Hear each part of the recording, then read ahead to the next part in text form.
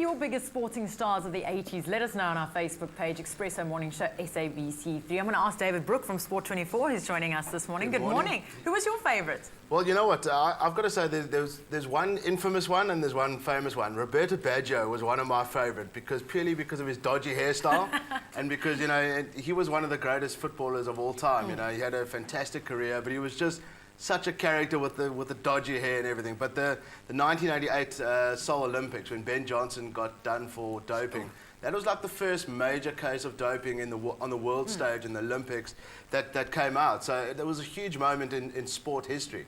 So for that for me stuck out. I mean, I was only a youngster, you know.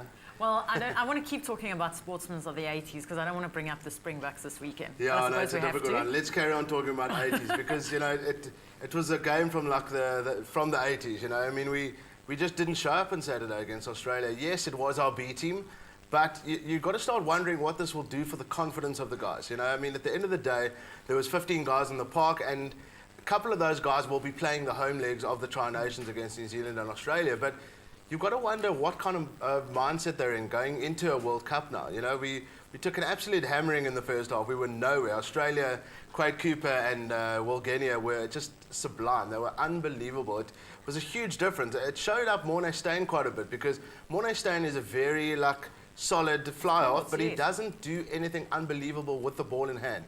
And that's what Quade Cooper does. So Australians' tactic is, okay, we'll score 5 tries. We don't care if you score 3 tries. You know, they've got Quade Cooper there, and he's just majestic, unbelievable. Now we go and we play the All Blacks next weekend on Saturday, kick-off at 9:30 South African time, and that could be a proper pasting, but hopefully not. They've got a couple of injury worries, but nothing too major. But it's going to be a similar team. They might play Pat Lambie either at fly-off or at fullback this weekend, but it would be a huge step. Peter de Villiers likes Morné Steyn. So we'll see what happens. Yeah. And then the Billikies, they did pretty well this weekend. The Billikies are back, yeah? Yeah, the Billikies are back. So, you know what, they always love their home Loftus. They went back to home ground advantage. They were looking dodgy in the first half. They went into half-time down against the Cheetahs. They came back in the end, and Ngani got the decisive try.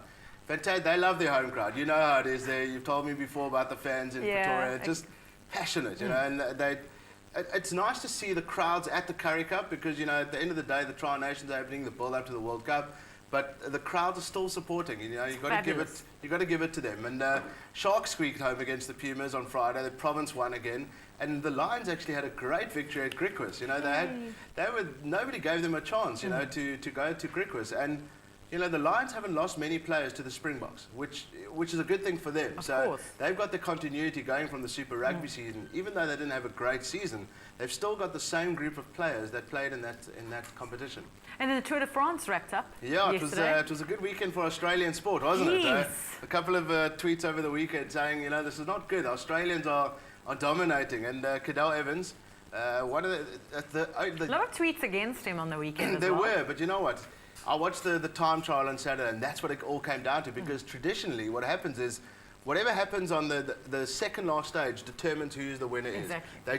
Traditionally, they don't chase the winner on the final stage, and they just drive through the Champs-Élysées all together and cheer home the winner. So effectively it came down to the time trial, the Schleck brothers versus Cadel Evans. It was an unbelievable hour of racing. You know, it was just fantastic. And he came through, he absolutely wiped the Schleck brothers, took a lead of about 1:50 going into the final stage, and he became the oldest at 34 to win since World War II, and the first Australian to do so as well. So for him, he's had a couple of runner-up positions, so he's done extremely well. Good to him. Lots of cheering in Australia at the moment. Yeah. And lots of cheering in South Africa at the Billabong Pro. It was. You know, the weather wasn't great the last couple of weeks, so they were begging for some good surf. Yeah. Yes. You know, they were sitting around, probably having a couple of beers and stuff, but at the end of the day, Geordie Smith, home crowd favourite. Kelly Slater wasn't there. Geordie Smith, Mick Fanning in the final. And he came up trumps, you know, he's home crowd, you know, people were cheering on him. It's one of these events where online, there's a huge audience. People are watching this all live online, and even it's Bob quite Skinstead tweeted over Yeah, the weekend exactly. to say, I'm in New Zealand for the Rugby World Cup for the build-up. Exactly. Where can I watch it online? I want to know what's happening in the surfing. Exactly, you know, and it's quite an amazing event. Geordie's a proper superstar now. It's great to see him on the world. He's becoming a world star now, which is fantastic for South Africans. You know, and also his girlfriend's not too bad to look at either, Lyndall Yeah, Jarvis. he's You got a know, hot girlfriend. if you've got her on the beach there in a bikini supporting you, you've got to win. You've got to win. You can't come second. No, of course not. I think we've got to get them both in studio to Yeah, celebrate this. I'll be here. Yeah, no, of course. We'll make sure today that you're here. Well, I know you've set yourself a challenge to run a 21 by the end of the year. I know we're going to be running that together. We're saying it live on TV. Live so if you on say TV, it live on TV, it's going to happen. It's going to happen. So we're going to do some training behind the scenes. But someone else had set themselves a challenge are the people that take part in the 12-week body and lifestyle challenge from USN. Take a look at this.